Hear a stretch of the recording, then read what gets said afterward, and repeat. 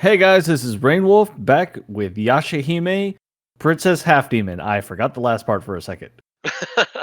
Hey guys, Kirido Silverheart here. And this is Asuna Silverheart. And this is Lyria. So tonight's episode is Curse of the Man-Eating Pond. Tonight's adventure starts with our trio hanging out on a hillside. Maroha witnesses the pond at the bottom of the hillside reach up and engulf a bird, but the others don't quite believe her. The twins split off and head to the Demon Slayer's house, and Maroha leaves to head to see Jiobi. The twins meet with Hisui and the leader of the Demon Slayers, Kohaku. They learn that the pond is actually believed to be a demon that eats up anyone and anything that gets close to it. The girls head back to the hillside where they meet two children, Hikamaru and his little sister Chiyo.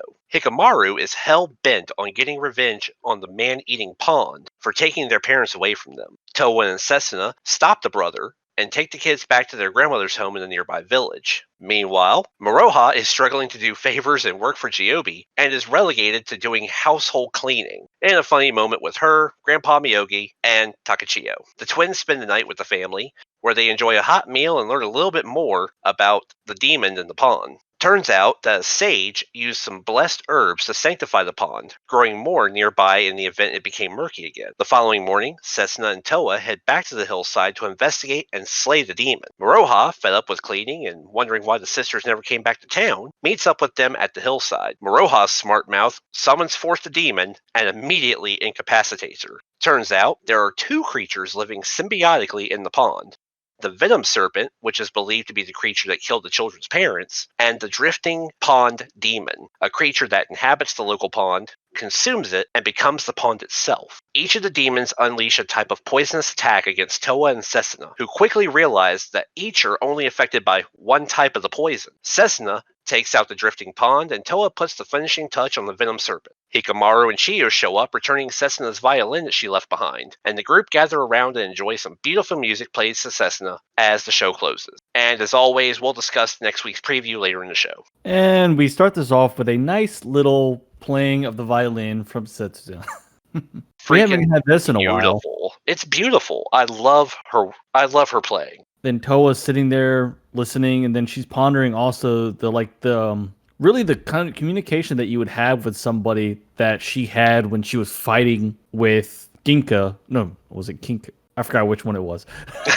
Last week, the communication that was there Kinka. was Kinka. So she's pondering that a whole situation. And it's like and it's really possible if two people have kind of the same determination to keep going. I mean, we've seen this kind of thing before. You know, people who this can happen in everything from just a sibling relationship to best friends, or people that are in high stress combat situations together. You know, we've seen them form this kind of repertoire with each other to where they can almost react without really communicating. You know, they kind of get a feel for each other and play off of each other's strengths and moments. I mean, a simple example of that is look at some of the dynamics that we see with people that play esports titles or MMORPGs. Yeah. You know, you get a good enough group together that's been playing for a while, and they almost don't even have to say anything. They know each other's tactics. They know how to go about the situation. And then Maroha disturbs this thought process with making pancakes.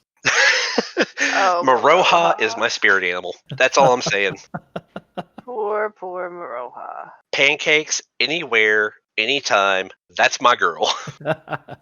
It was like, am I burning it? And then Toa just takes the spatula and flips it for her. Like, Yeah, I man, know. this is really useful. It can cook wherever you want. Yeah, you're gonna be sad when you run out of propane. Yeah. I was thinking the same thing. I was waiting for it to just stop mid pancake cooking and her be disappointed in life. And then she starts choking on the pancakes because of her stupidity. Because she just swallows 4 of them in a stack. I was like, this is not IHOP. And this is why she is also my spirit animal, because I frequently try to kill myself with food because it's delicious. I can't say I don't do the same thing. So. Oh my goodness. I was gonna say I wholeheartedly admit that I have been that guy who was eating spaghetti way too fast and almost choked on a meatball. So how fast were you eating the spaghetti to choke on a meatball? it was really good spaghetti, okay? And if they're the small meatballs, it's really possible. No, they weren't. They weren't. No, he was taking the I whole could make meatball so many there. comments about you right now, but I I'm know. You have met me, Wolf. I am a big dude. Like, I'm 6'5". My jaw unhinges to where I can fit like a tennis ball in my mouth. Okay. Does anybody else think he just set himself up with saying all that? Yes, Yeah, he well, did. He did. Go right ahead. He's heard it all before for me. So So Roja is choking and then goes running towards the lake. It's like, water, water, water. And then Toa grabs her. oh, it's so gross. That water is so gross. I'm so glad Toa got her. I was like, oh no, that's how you get dysentery, and then you don't make it through the Oregon Trail at all. With the tolerance to poison that Maraha has is pretty much 0. Yeah, we find that out later. Yeah. I don't food think we would have poisoning. Maraha anymore. No, that's food poisoning right away. In feudal era Japan, food poisoning, possible death. She'd either be dead or in a bush somewhere and just brains out. Yeah, it wouldn't be a good time. It's no fun for anyone. So Toa's screaming at her. They go on. And then it's like, I'm not choking anymore. Okay, so the fact that she ganked her back so hard that her feet fly out from under her, she lands on her back and dislodges the food.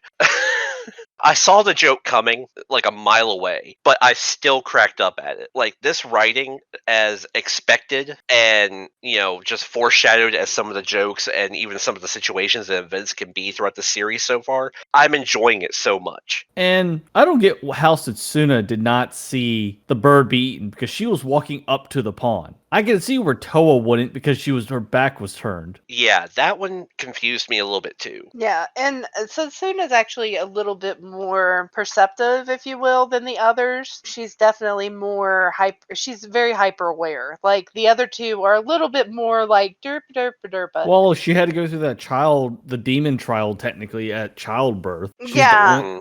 Well, I mean, Toa did too, but Toa also at a certain age left, and we don't know what happened to Satsuna since then. Plus, she's always awake, and she's been trained to be a demon hunter. So I think she's just naturally more aware than the other two. So I would have assumed that she would be more likely to see it than Miroha, actually, even. But Miroha did see it. And I figured she would have seen it too. That's some suspension of belief there, but. And then we are jumping over to. Yeah, so now we've got the girls meeting with Hisui and Kohaku. Mm-hmm. They're telling them about the pond. And it's actually Satsuna and Toa are the only one there. They're pretty much given a mission. It's like, oh, we need to get this pond taken care of. Yeah, it turns out that the demon that they're actually looking into is the pond that they were just at. Mm-hmm. Yep. And they're like, oh, snap, maybe Miroha wasn't just being crazy. And then I find it interesting, as they're walking back, they hear the screams from the girl, or the little girl, grabbing at her brother, telling him not to go. There's nothing you can do, pretty much. He wants to revenge Ma and Pa. Satsuna gives her weapon and her violin to Toa, runs down the pond, and I would have thought, okay, we're seeing more and more of a sibling progression for Satsuna, definitely now. Because normally, something in this situation, it would have been Toa to react first. Yeah, and I'm really starting to think that the relationship and the bond that they're building is really starting to affect Satsuna. Because I see a lot of softening, especially in this episode. Mm-hmm. Oh my gosh. A lot of softening on Sasuna's part.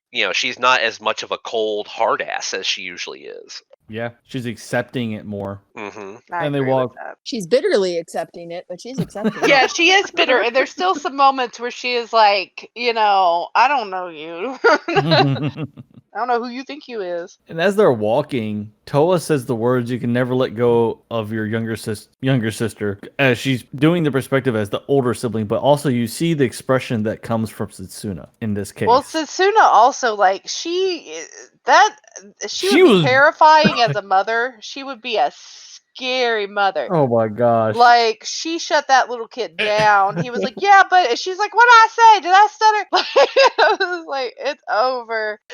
I'm surprised she didn't just flip her halberd. No, that's not a halberd. Well, he's a kid. Or bop him in the head a little bit.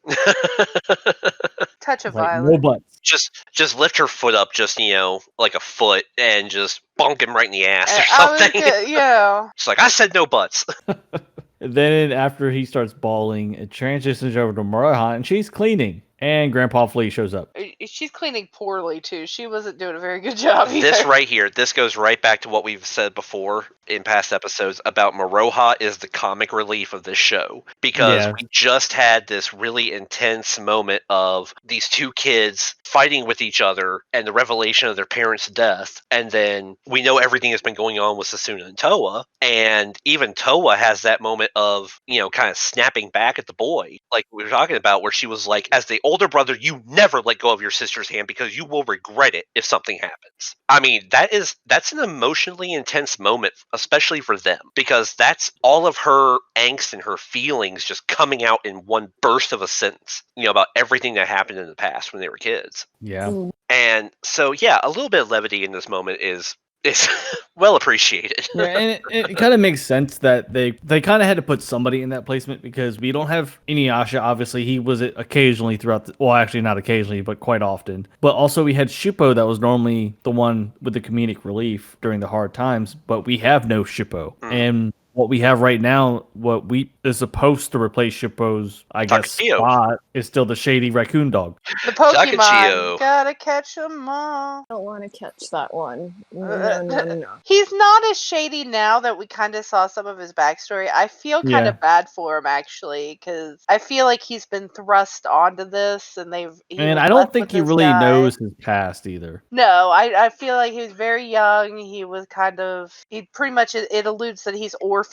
That, and it's kind of sad. Like, so I kind of feel bad for the Pokemon, in a way, the shady Pokemon, but still. He's still shady. But it's survival Not of as the bad. fittest. Yeah. Not as bad. Then they have this whole inflation moment of him threatening Moroha, even though she could pretty much kill him if she wanted to. Yeah, I feel like that probably harkens back to when they were young. That's probably something. Moroha is probably very afraid of him when she was younger. Well, it's because of the whole that she got paid in advance type deal from what he says to her during that whole inflation. Yeah, well, he has something to hold over her too. Yeah. But yeah, I also feel like it's, she probably was a little bit intimidated and afraid of him when she was younger too, though. There probably was a little bit of that growing up because they kind of did grow up she's afraid together. of the big scary guy. So like, creep shady used car salesman guy. No, I'm kind of leaning towards Wolf's opinion on this a little bit more with the whole just intimidation factor of you owe us money. Yeah. You owe me money. You owe my boss money. I work for him. You do as we say. He likes me more than you type of deal. Right. You're a communication device to him. Well, I mean, that's not inaccurate. So it changes back over to Toa, Setsuna, and the siblings. Toa is pretty much putting, I would think, rubbing alcohol of some sort. Yeah, I'd say either like some kind of antiseptic, peroxide, something like that. Okay, I can see that's fine. But with the Band-Aid she uses, okay, sweet that and thing all. is huge. Sweet and all, but we're in the feudal era. Can't be walking around with something like that. She's a little girl with a giant heart-shaped Band-Aid. Let her have it. Like, it is a little weird, but it also does keep dirt out of it, and it is very dirty. Like, it's so... At least use bandages and do... As a mother, I will say that the cool-looking bandages help keep the boo-boos clean way better than the plain ones. The children will tell you, the pretty ones, they work better. As a father, I will dispute that. Because I cut my thumb the other day, and I got handed a Paw Patrol Band-Aid, and that damn thing didn't stay on with anything. Maybe you're just not cool enough for the Paw Patrol Band-Aid. Okay, well then I will totally go with that. Yeah, I was gonna say it just there. makes them feel better. It's really it's a little girl. It makes her feel better. Plus, they're probably saving the good Band-Aids for themselves. Let's be honest. Like, Probably. So it goes on. They're telling them to stay the night since it's so late already. And Toa looks with a smile on her face. Setsuna, what do you think? Then the little girl. Why the hell are you asking me? yeah, I love that. She's just like, don't ask. It's just the way her Setsuna's expression went during that moment with the slant eyes and like she's showing more shade. emotion and expression. It's just not these straight faced. Whenever she's saying anything, they're not like straight faced answers. Yeah, she's not that cold, calculated hard ass. She is, but She is, but it's a little less than before. She wants to kill her less. They're going on. They're she eating. has her moments. It's like, oh, they're feeding us a meal, and then as soon as like, oh, this house is just close to the pond. It's an ideal spot for the job. Yeah, ration it out however you want to. I don't know what Grandma was cooking, but I mean, it looked pretty good actually. Yeah, I was gonna Okay. say that food did look pretty good. Then with them hearing the pond used to be as clear as a mirror, Grandpa, and then she goes into telling them that, yeah, the sage purified the muddy waters using medical herbs a long time ago. They're sage medical herbs? Yeah, they were planted around the pond. And that's very important for later, and that kind of changed a few things. But it's like they were like nobody can get to him because and I was like that's gonna be important later. Uh-huh. At first, I thought either that wasn't a sage and he just played you, and those herbs are actually causing the monster to be there. See, that's where my mind went too. I kind of like- went with that as well. Yeah, or there's something else going on. So I was like, or they can use those herbs later. So. That's one of those moments of creative writing that I love when when that little tidbit of information is brought forward for a situation and it could go either way. When you don't know that was this actually some kind of a sage that blessed the water to clear it or, and planted stuff to, help keep it purified in the future? Or was this some shady SOB who actually helped put the demon there? Yeah. Or was this, the demon himself in a humanoid form, saying, oh yeah, I'm doing this. And it's actually some kind of a ritual to keep the place cursed. It could go either way. And I love that kind of storytelling when you're given a key piece of information, but you don't know how it's going to play out. Again, the writing in this show has been so good. It has. It's been over so many years between from when the original series ended to now. So, and they come to find out that there's a venom serpent and that no one can go near it anymore. This is what they assume Maroha saw. Mm-hmm. So, but and it is called out. They do say it's kind of weird that she said they were calling it a serpent, but Maroha said it was actually the pond. Yep. So that is actually called out. Again, foreshadowing. Love it. And then it goes over to the children wondering what's in the case. And it's and then they explain to it it's similar to a boa, or I think that's how it's pronounced. I don't know. I believe it was a Biwa. Biwa. A biwa. And they're asking her and they're telling them it's a violin. And then when it pans over to Satsuna's direction, you see her blushing. She knew what was about to come. Oh yeah, that starry-eyed little girl realizing that it's a musical instrument. She is just like, yeah, the you stars. know you want to play this, right? She was like, oh snap. And then she flips her head. It's like, no, not really. I'm not really good at it. Which is a lie. That's a lie. I'll make the comments like, can you play a song for these children? You're staying here. I fed you. Play them a damn song.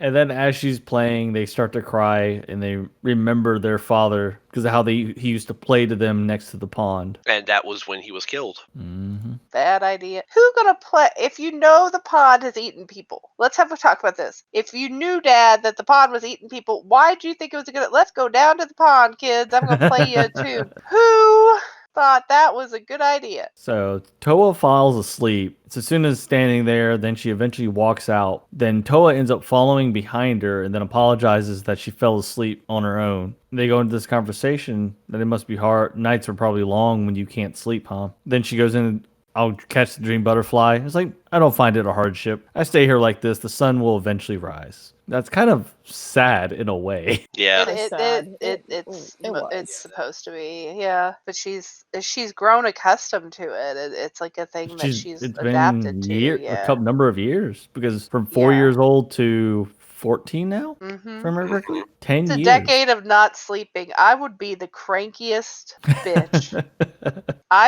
If I go to bed a little too late, Kirito can vouch for this. I am not a happy person. So Asuna is definitely not a morning person. The thing is, I am not a morning person. With not being able to sleep, obviously at some point the weariness would pretty much step away. You wouldn't feel it anymore. Definitely for 10 years, not being able to sleep for 10 years. But it also doesn't help that she's a demon, so getting weary, as long as she's not tiring herself out throughout the day, it wouldn't wear on her as much, I would expect. Yeah, that's possible. I mean, we also don't know that, if there's a secondary effect to where her body, Yeah. isn't still, putting itself in those kind of rest moments, Like a when she's doing her meditative state? meditation or anything like that. And we also don't know if she's gotten the because Shishomaru does have a crazy regeneration ability. He does. And I find it funny that Toa says, "Oh, good night," and as she's about to go into her shoulder, Starts to lean over I on her shoulder. know. She back rolls, stands up, So- and gives her the stare and says, "Don't come near me like you know me." Yes, I I'm like, love that. That I is was like the straight most gangsta thing that she could say at that moment. and then walks away. Yes. I thought that was fantastic. And then we were returned to Muraha. She's walking. She's wondering why they didn't come home last night. She's walking, and then she sees the tube next to the pond. And this is where things get interesting. And then they explain to her that they're hunting a demon, and it's like, oh, a demon, let's do this. I want that bounty. Yeah, she does. She wants that bounty hard. So this is the point where I said in the summary that Moroha's mouth once again gets her in trouble Yep. and brings forth the demon and immediately incapacitates her. She stands there, she draws her sword, and she says, "I'll send you to the afterlife with my Kuri Karamaru." And then the demon's just like, "Please." Poof. Mm-hmm. And then the poison hits her. And as we all know, that any of us that has watched the original, Inuyasha has no poison resistant whatsoever. Yeah, Yeah. so He has this the came opposite of straight poison from Daddy. resistance. He has, I'm going to die now. Let me just lay here.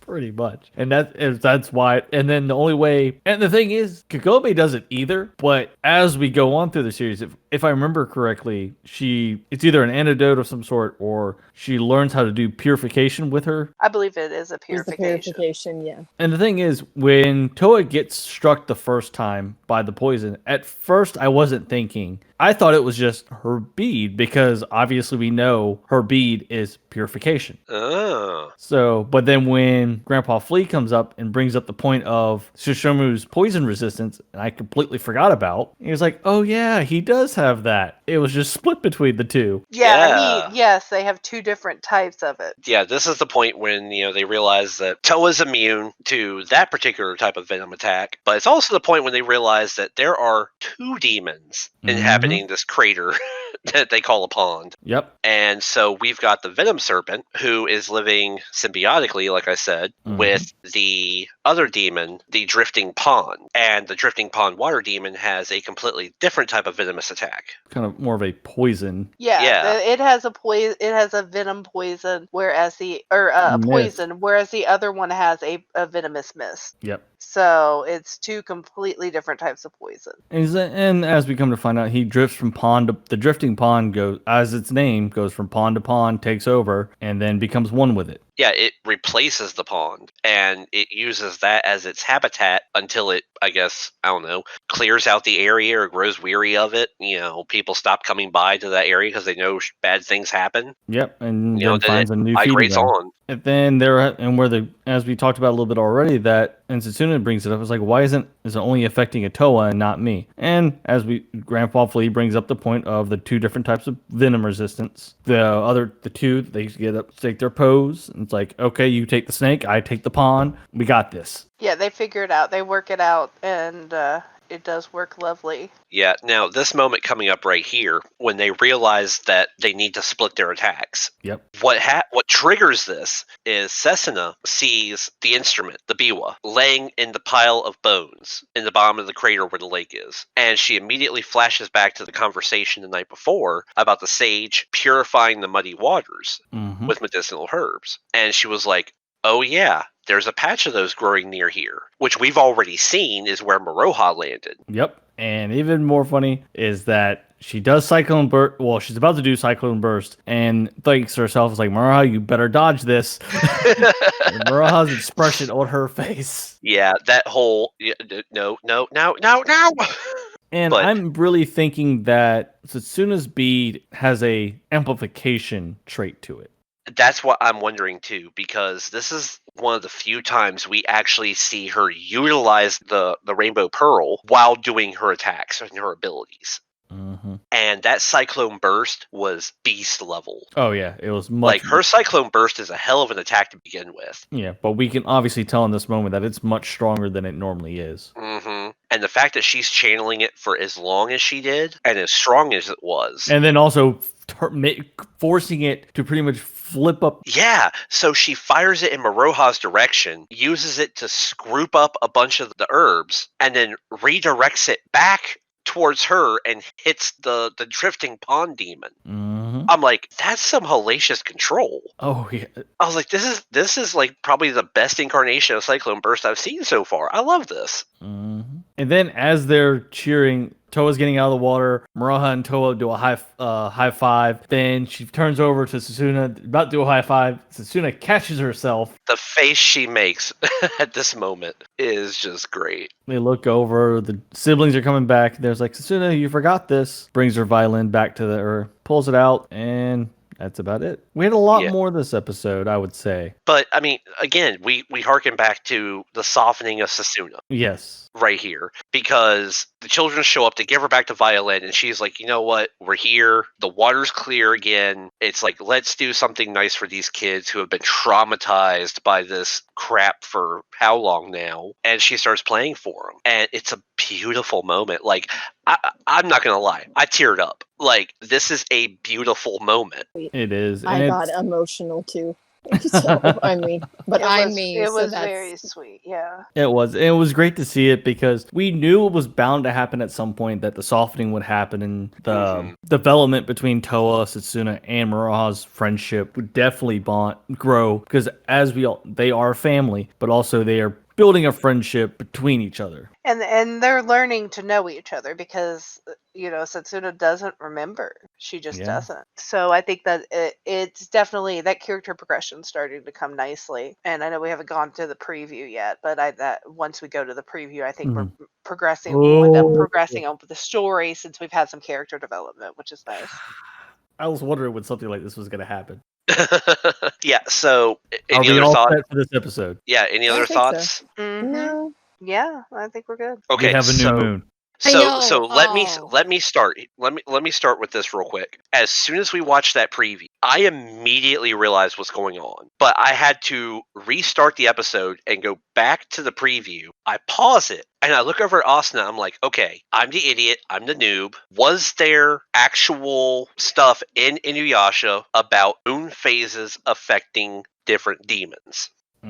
Jit was one of my favorite episodes of Inuyasha. Yeah, I told him. And it happened. I don't remember it always exactly. Happened more than once. Yeah, I remember something that because I do remember Inuyasha's hair changing. I do remember that, and I told him I was like, I don't remember the exact details of it, but I do know there is. Because whenever they got attacked by the spider demons, and he got all sick, and him and Kagome had one of their first cuddly cute moments, and I loved it. And fangirl me swooned. So the thing is with new moons for half demons, or even could be just the Pacific breed of demon that they lose their demon powers and become human. And I was kind of waiting for one of these episodes to come up because it was bound to happen, but it kind of sucks that this it always happens with something like this. It's acting like it's only Toa though, is the weird thing. It's only showing Toa. Yeah, well, and I can explain this one because because the moments that when Inuyasha did turn to human, he was still able to fight. He's just not as strong because his demon powers are not there because he's been raised as a half demon his whole life. Unlike Toa, where she was raised as a human most of her life. Okay. This is why I'm thinking it's affecting her much harder than Setsuna. Okay. That could make some sense then. Because her physical body has also been tempered as a demon, but also as a human. Well, so it also, that's... And the thing is with I Maroha, am totally down with that theory. I am totally down with that. Because in the past, with Inuyasha, whenever these moments happened, when the new moon did appear for him, he tried to avoid because he knows his human strength as a human was not going to be strong enough to deal with most manners. There are a few demons that he could take care of in his human state, but it was very slim. But And that's the case we're in now. well, and see, the other thing that I was thinking about after watching it while I was doing my notes and stuff Mm-hmm. is I'm wondering, since we made such a big revelation and a big deal in this episode about how Toa got certain aspects and Sasuna got certain aspects when it came to their poison resistances, was there anything in Inuyasha about how the moon phases affected Shishomaru? The thing is, they don't affect Shishomaru because he's a full demon. It's only half demons. Okay, so it makes me wonder if maybe because they're making such a big deal of certain things affect one differently than the other, if the only reason why we're seeing the new moon affect Toa is because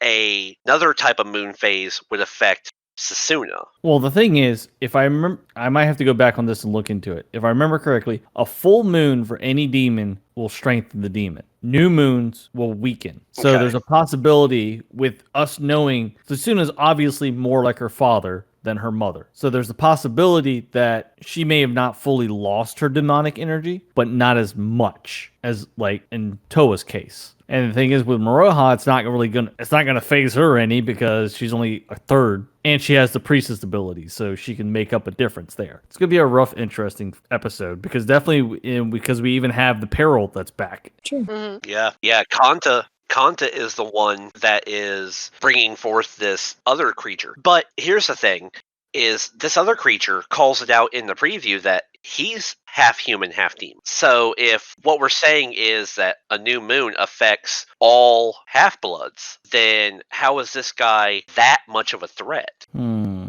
That's a really interesting concept. I'm lost on that too. But then again, he also uses magic that's not demon energy is not fully really required. I mean, Kanta, we know that Kanta is the one that uses magic. Yeah. But the creature that he is sending after the girls clearly states it in the preview that he himself is a half-blood. Yeah. It might be his breed or something. Or there's something that Kanta has done to him to prevent the effects. But I wouldn't even think there would be anything that could possibly, because that's nature, not. Right. So this is going to be a very interesting episode, in my opinion. I fully agree, and it's gonna give us something more jam packed than what, and that's gonna be episode 2. Well, 2. So I'm kind of not surprised that for pretty much, I'm gonna say midway point for now, that we get this big of an episode at episode 12. Yeah. Episode 12 seems like it's going to be a very big turning point for the show. I think we're gonna get a bit more information on how things are going in this as well. Anyone else have anything for the preview? No, I'm just excited to see where the story progresses. I'm really excited This is as a good well. one. I think this will be an excellent one. Lyria? No, I'm good. So We've covered This is- everything. So guys, this is Rain Wolf. This is Kirito Silverheart. This is Asuna Silverheart. And this is Lyria. Leave a like, comment. Remember to hit that bell button to stay up to date on all our new videos and everything like that. So I hope everyone's staying safe and doing well, and see you guys next week. Bye.